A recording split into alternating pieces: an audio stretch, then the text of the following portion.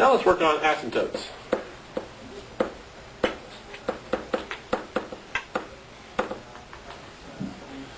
It's an interesting word.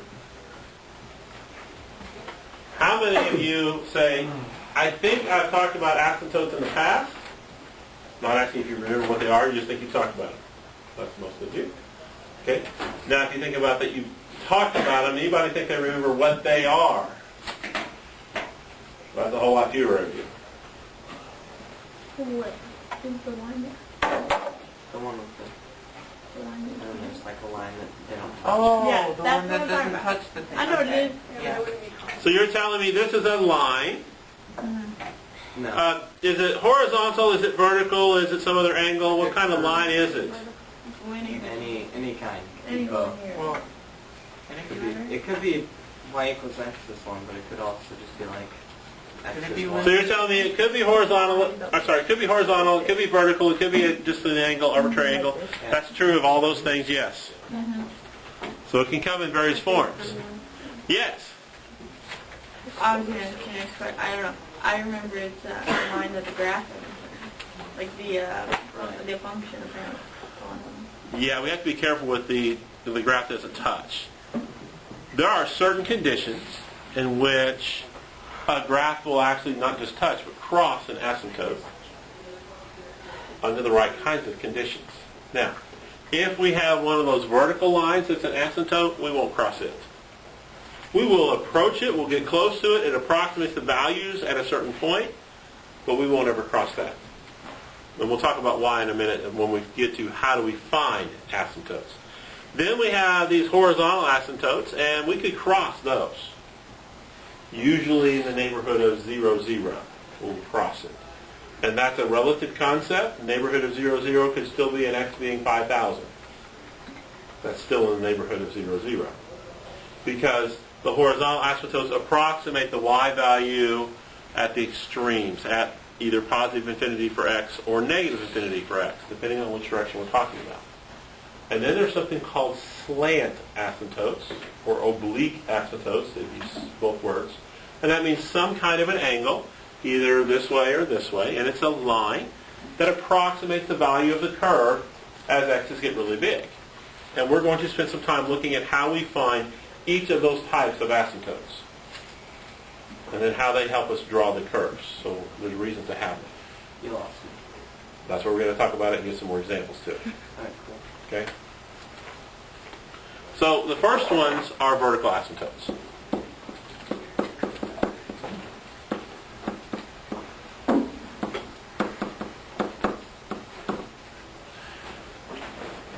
The vertical asymptotes, these exist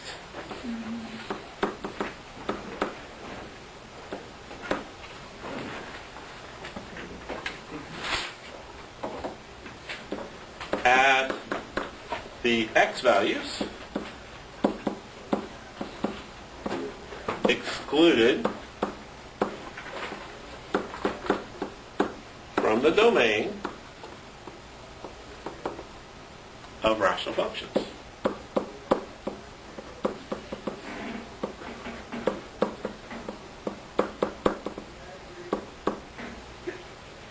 And we've already done some of this work, depending on what problem we're talking about.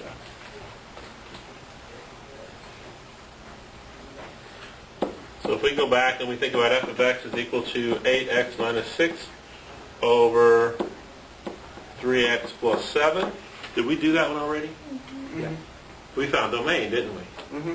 But we did our work over here. We said that 3x plus 7 does not equal 0, so 3x does not equal negative 7, and x does not equal negative 7/3. We've done all that. There was our domain restriction. But when I talk about a vertical asymptote, that is the line x equals negative 7/3. The vertical asymptote is the value that we exclude from that domain.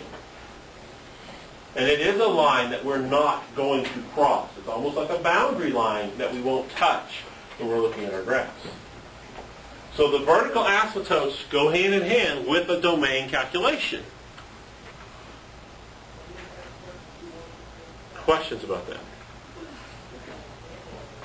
Okay, so we can label it this way. It is always an x equals a number. That's a vertical line. You should recall that from algebra.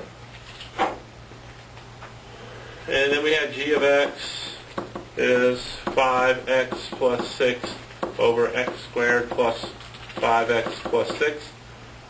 What are the vertical asymptotes?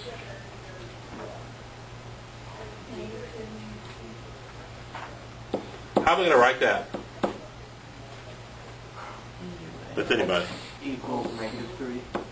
-2, common negative. We really need to write them separately. Okay? The only times I'll let you write more than one vertical asymptote combined is in this following example. Everybody got this? You understand how we got that? What does UA stand for? That's VA. Oh, okay. Yeah. Vertical, okay. The U that I write is going to look like that. Okay.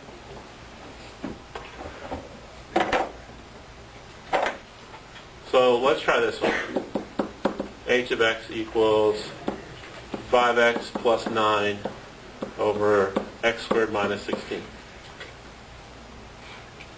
Find vertical asymptotes. I'm not worried about domain at the moment. Find vertical asymptotes.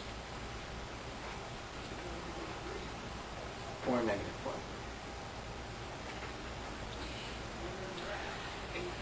So math-wise, we're probably going to think that x squared minus 16 equals 0. So you're going to add 16, right? X squared is equal to 16. And so then x is equal to... And that is where I'm going to let you write a vertical asymptote as a plus minus. Or two of them in one step. Okay? Does that make sense? Any questions about that? And I'm hoping that's pretty straightforward. I'm hoping that's something that you're going, oh, okay, I've done that before.